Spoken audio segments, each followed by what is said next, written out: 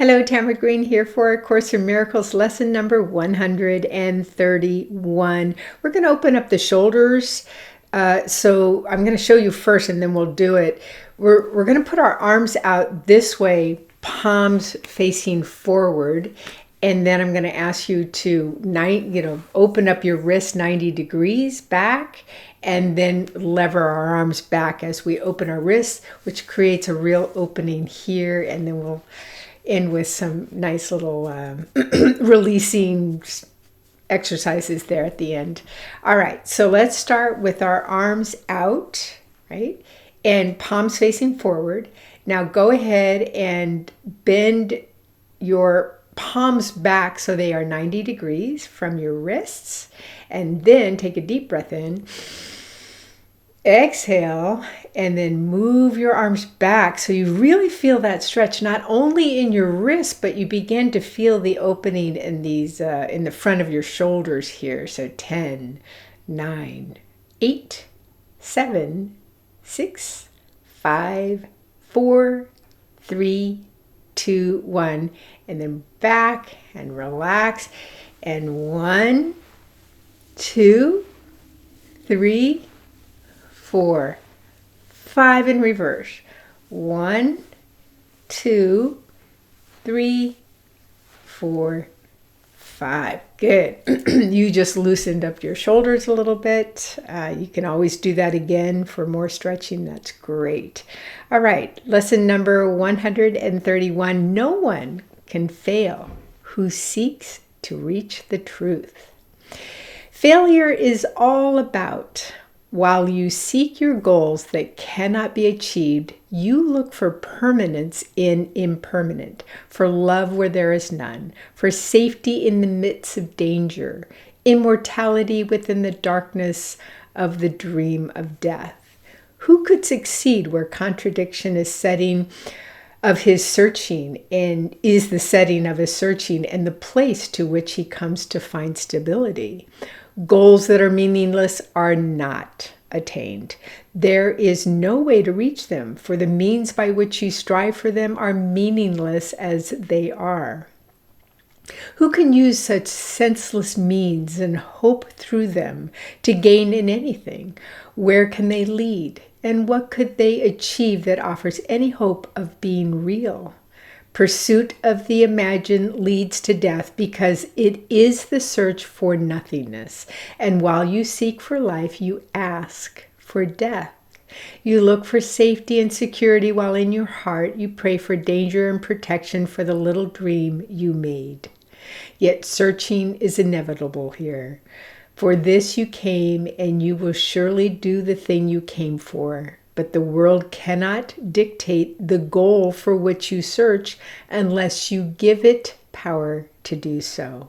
Otherwise, you still are free to choose a goal that lies beyond the world and every worldly thought, and no one that comes to you from an idea relinquished yet remembered, old yet new, an echo of a heritage forgot, yet holding everything you really want. Be glad that search you must.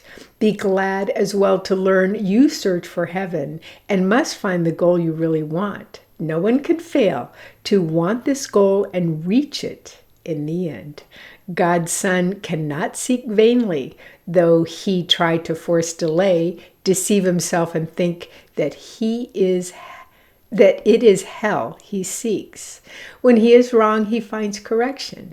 When he wanders off, he is led back to his appointed task. No one remains in hell, for no one can abandon his Creator nor affect his perfect, timeless, and unchanging love. You will find heaven, everything you seek, but this will fall away. Yet not because it has been taken from you, it will go because you do not want it. You will reach the goal you really want as certainly as God creating you in sinlessness. Why wait for heaven? It is here today. Time is the great illusion. It is past or in the future. Yet this cannot be, for it is where God wills his Son to be. How could the will of God be the past or yet to happen. What he wills is now, without a past and wholly futureless. It is as far removed from time as is a tiny candle from a distant star, or what you choose from what you really want. Heaven remains your one alternative to this strange world you made and all its ways, its shifting patterns and uncertain goals, its painful pleasures and its tragic joys. God made no contradictions. What denies its own existence and attacks itself is not of him. He did not make two minds, with heaven as the glad effect of one and earth the other's sorry outcome, which is heaven opposite in every way. God does not suffer conflict, nor is his creation split in two. How could it be his son could be in hell when God himself established him in heaven? Could he lose what the eternal will has given him to be his home forever? Let us not try longer to impose an alien will upon God's single purpose. He is here because he wills to be, and what he wills is present now, beyond the reach of time. Today, we will not choose a paradox in place of truth. How could the Son of God make time to take away the will of God? He thus denies himself and contradicts what has no opposite. He thinks he made a hell opposing heaven and believes that he abides in what does not exist, while heaven is the place he cannot find. Leave foolish thoughts like these behind today and turn your mind to true ideas instead. No one can fail who seeks to reach the truth, and it is truth we seek to reach today. We will devote 10 minutes to this goal 3 times today, and we will ask to see the rising of the real world to replace the foolish images that we hold dear, with true ideas arising in the place of thoughts that have no meaning, no effect, and neither source nor substance in the truth. This we acknowledge as we start upon our practice periods. Begin with this. I ask to see a different world and think a different kind of thought from those I made. The world I seek, I did not make alone. The thoughts I want to think are not my own. For several minutes, watch your mind and see, although your eyes are closed, the senseless world you think is real. Review the thoughts as well, which are compatible with such a world and which you think are true. Then let them go and sink below them to the holy place where they can enter not. There is a door beneath them in your mind, which you could not completely lock to hide what lies beyond. Seek for that door and find it. But before you try to open it, remind yourself no one can fail who seeks to reach the truth. And it is this request you make today. Nothing but this has any meaning now. No other goal is valued now nor sought. Nothing before this door you really want, and only what lies past it do you seek. Put out your hand and see how easily the door swings open with your one intent to go beyond it. Angels light the way so that all darkness vanishes, and you are standing in a light so bright and clear that you can understand all things you see. A tiny moment of surprise, perhaps, will make you pause before you realize the world you see before you in the light reflects the truth you knew and did not quite forget in wandering away in dreams. You cannot fail today. There walks with you the spirit heaven sent you, that you might approach this door someday and through his aid slip effortlessly past it to the light. Today that day has come. Today God keeps his ancient promise to his holy Son as he does his Son remember his to him. This is a day of gladness, for we come to the appointed time and place where you will find the goal of all your searching here and all the seeking of the world, which end together as you pass beyond the door. Remember often that today should be a time of special gladness, and refrain from dismal thoughts and meaningless laments. Salvation's time has come. Today is set by heaven itself to be a time of grace for you and for the world. If you forget this happy fact, remind yourself with this. Today I seek and find all that I want. My single purpose offers it to me. No one can fail who seeks to reach the truth. So lesson number 131 is no one can fail who seeks to reach the truth. It's a long lesson, but again, wow, this kind of unlocks the mystery. How many times have I been asked, Tamara, I want clarity, I want guidance, and meanwhile it's all within us, but we just don't know how to kind of tune in and tap into it.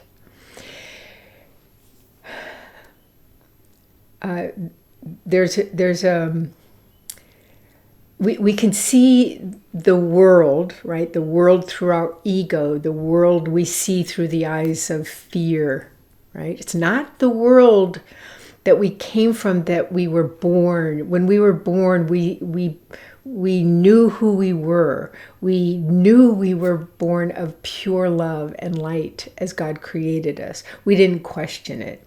We saw everyone and everything through the eyes of unconditional love, which is the only truth there is. Love. There is no opposite to this love that is God's. It's not like a human love, which has all these conditions and meanings attached to it. And fears, right? It is the only truth there really is, God's love. And that is a vertical focus. When you go straight up, right to the Godhead, and you're focusing on that, putting your attention on, let me reach right up for God's guidance and love. Or maybe it's the angels or your archangels or whatever you refer to as your guidance, right? Or maybe it's even the highest one within you, the I am, that is you, and never goes away. Right? This is how God created us, with our I am that I am. That is where you go. But from the ego's perspective, it wants us to go horizontal. Let me look around and see what's going on around me in this crazy world, and let me focus on more to worry about, more fear, more anger, more angst. And we keep creating more experience of, or our tomorrows, our future, of more to fear, and more that could go wrong, and more that is going wrong, because that's where our focus is. So instead of a horizontal focus, we're going vertical today. And so I want you to go ahead. And please don't be driving. When I'm asking you to close your eyes, please don't be driving at the moment.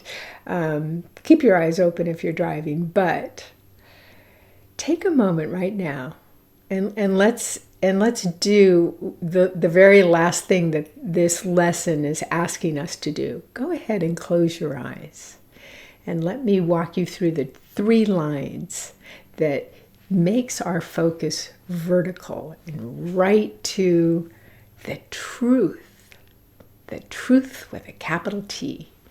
Go ahead. Let's take a deep breath in. Close your eyes as you exhale. And let this soak in. Embody what I'm saying right here, right now. Today I seek and find all that I want. My single purpose offers it to me. No one can fail who seeks to reach the truth. And 2 more times. Today I seek and find all that I want. My single purpose offers it to me. No one can fail who seeks to reach the truth. And 1 more time to anchor the truth in. Today I seek and find all that I want. My single purpose offers it to me. No one can fail who seeks to reach the truth. And continue to do that 3 times a day today for 10 minutes each time. And keep going with that. And there is a guarantee that you will see the truth, that all there is love. Okay. Beautiful lesson. Have a very blessed day, and I'll see you tomorrow.